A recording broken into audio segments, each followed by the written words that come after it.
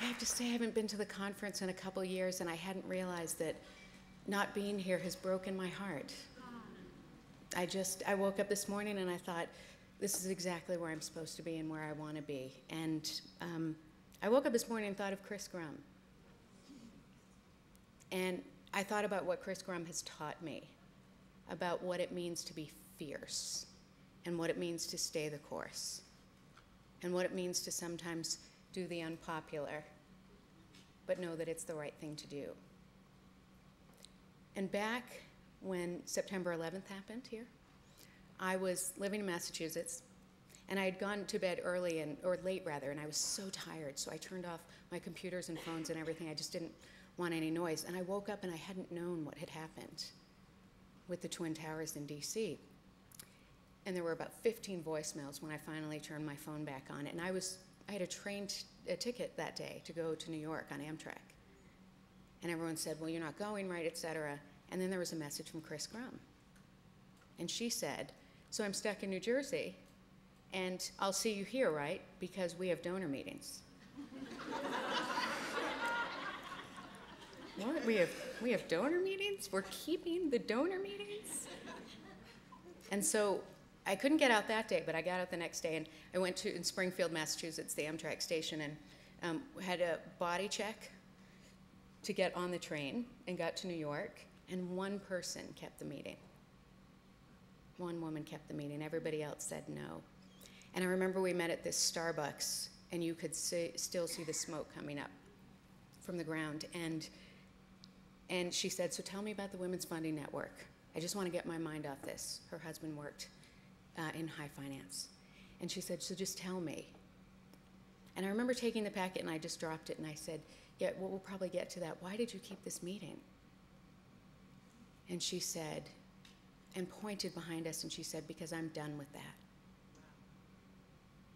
And I said, so am I.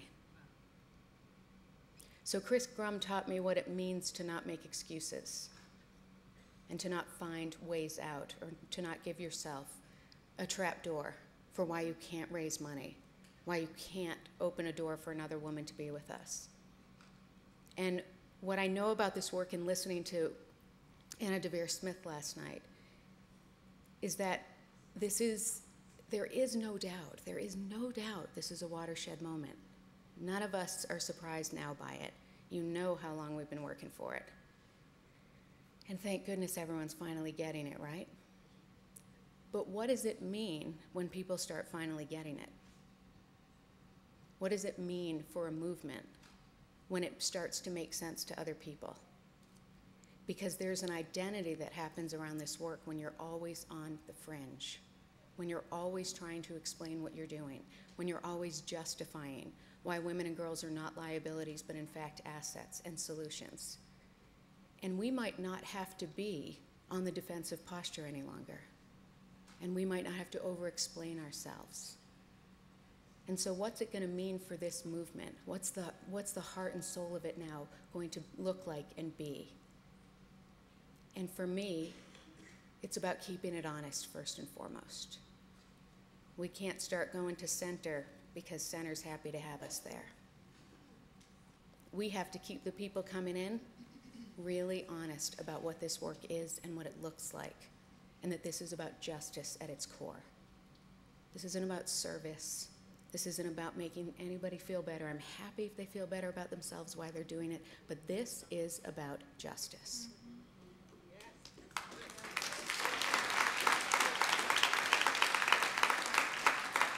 And so what does it mean for me and for each of you to stay connected to justice, and how do we do it? I think we have to make sure we're not always in the boardroom. I think we have to make sure we don't always look at Excel spreadsheets. I think we have to be braver than we've ever been. It's like heart, pain, deep, raw, fierce, brave. Almost to the point of, I might throw up or collapse. Then I want you to take it one step further. Because if we are not that in this movement, nobody else will be. There is no one else coming to step up for this. It's you. So what will you be as we enter this watershed space? How will you continue to be that voice that shakes it up just when people get comfortable? Just the moment I see people kind of sinking in to this kind of content place about this work, that's the moment I go in, even though it's so nice for a second not to have confrontation and intensity. It's our job. And the what you have to do to keep you fierce is the what you have to do. And you have to figure out what that is. And you have each other to land on and lean into. But movements are only movements if they're rooted in justice. And if they're not rooted in, let's lift one girl, one woman at a time, or if they're not US-centric, that is not a movement.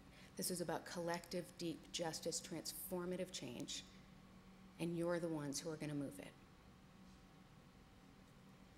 June Jordan said, and I think of it every day, and about South Africa, and who will join us in this standing up. We are the ones we have been waiting for.